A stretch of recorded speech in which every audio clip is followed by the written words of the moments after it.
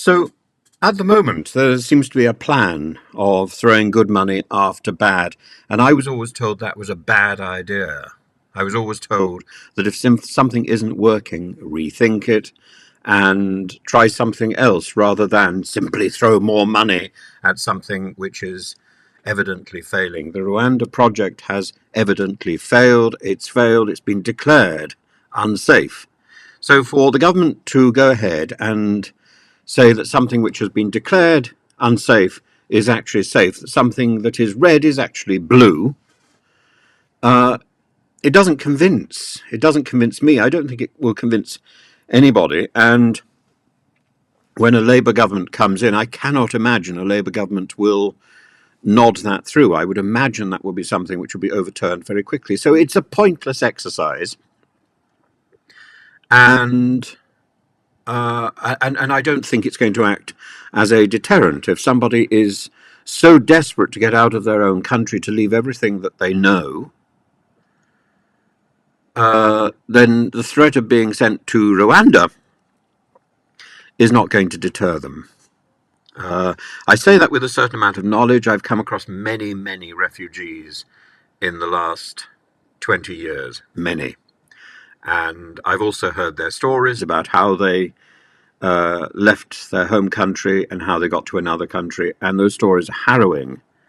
And at some point, I am writing something, and at some point that will appear in print, and I will be talking about very specific stories and about how the risks that people are prepared to take, the risks that people are compelled to take because they find themselves thrown into the hands of people who they think are honest. They are, of course, people smugglers.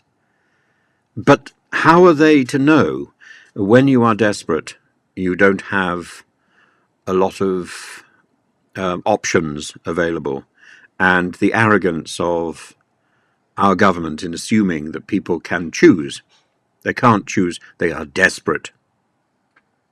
And that may be a desperation based on torture, on fear, and it may be a desperation based on poverty, but it's still desperation, and that's the problem. And so unless you deal with the desperation, and one of the ways to deal with the desperation is to set application centres in the locations where people are desperate, or at least in a location that they can reach.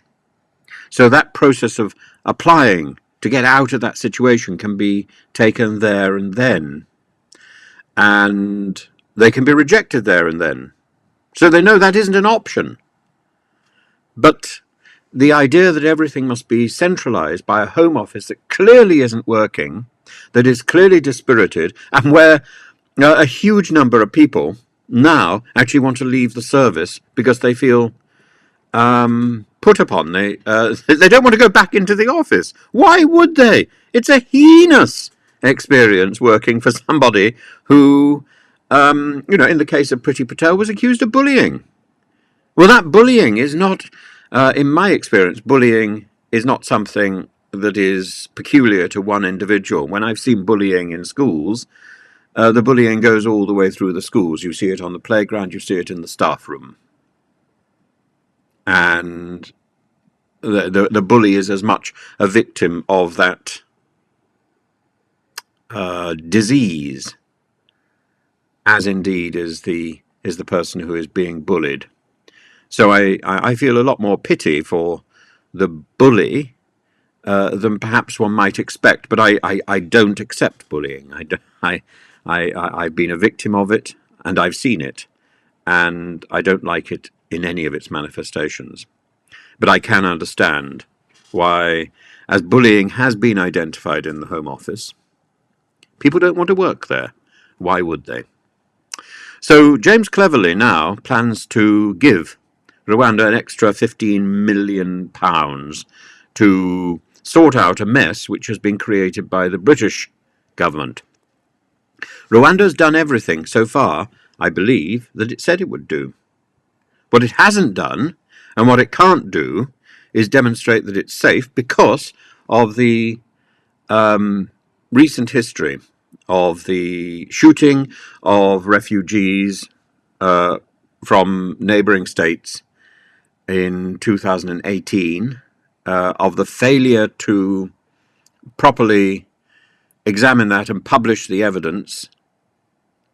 And I don't think any glorified promise. We can call that a promise, an undertaking. We can call it a treaty. It doesn't matter what we call it, unless those people who were killed are accounted for, and there's a proper investigation published. Then that, along with the treatment of political opposition figures and figures that the Rwandan government doesn't like, who disappear in different countries, until we get an explanation for that, it doesn't matter what Rishi Sunak defines. It's still nonsense. You can define day as night. And legally, you will be committing a criminal offence if you declare that this time of the evening is night. No, it's not, it's day, the sun is shining, but I can see with my eyes that it's not. It doesn't matter. You're committing a criminal offence. It is defined in law as daytime. Rubbish. And in the end, this is a tyrannous use of Parliament, which will be exposed as sham. You can't define something into fact which is not true.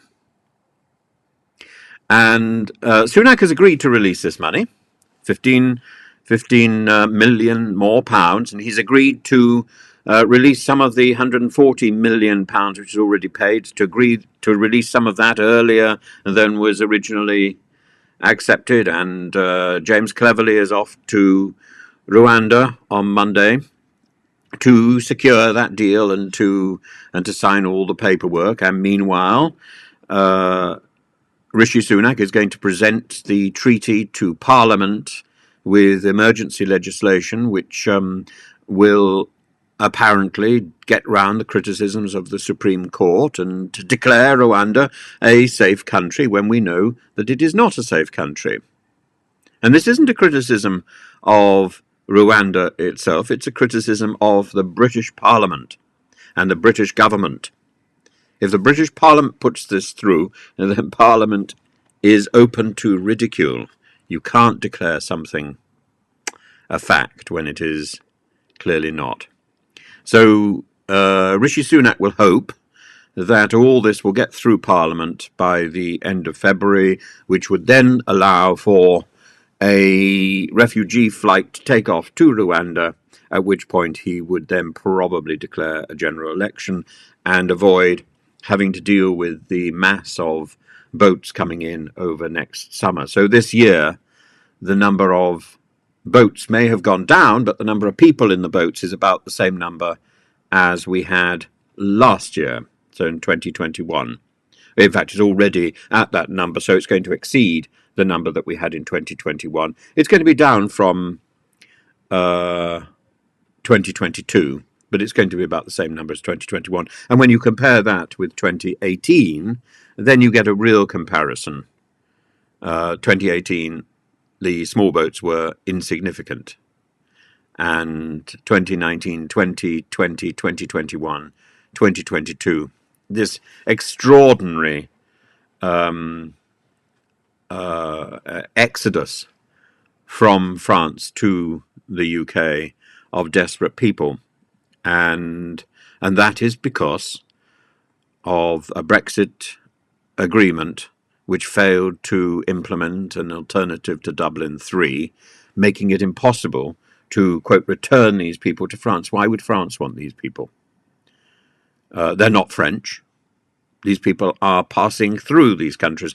And at the same time, we lost access to the information about these countries, which was also contained in the agreements that we were sharing with the EU. Brexit severed that relationship, and all a good negotiator needed to do, all Lord Frost had to do, was ensure that we had a replacement for those. But he was too stupid. And I use that word pointedly. I've called Sunak stupid, and I'm calling Frost stupid, and both of them are monumentally stupid. Because these are things that could have been avoided. The Rwanda scheme, it is stupidity to persist with Rwanda, as it was stupidity not to sort out the Dublin 3 agreement. And the only thing so far that Rishi Sunak can say as a feather in his cap is sorting out the mess of Northern Ireland. And that is down to the hard work of Chris Heaton-Harris and the connections that Chris Heaton-Harris forged over his years as an MEP with his Irish counterparts. And that is an amazing achievement. But that should have been done before we left Brexit, before we left Europe, before Brexit was done. And so, you know, all Rishi Sunak has been doing is playing catch up. So the Stop the Boats thing is something that I think Sunak put forward as one of his 5 pledges, which I think he assumed would automatically happen. The fact that it hasn't automatically happened is a demonstration of his failure, but all his 5 pledges are things which I think he assumed would automatically happen, and all of them have failed. And you know, the simply because the number of boats has got smaller doesn't mean the number of victims of trafficking has got smaller. In fact, it's got bigger. They're putting more people in slightly bigger boats, and the Rwanda scheme at the moment, £140 million spent, committed to Rwanda.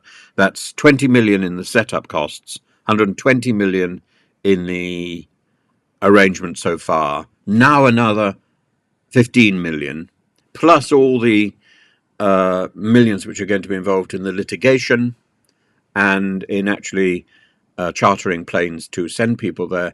We are looking at a huge amount of money being spent simply for an ideology that will not persist beyond this government. What can we say?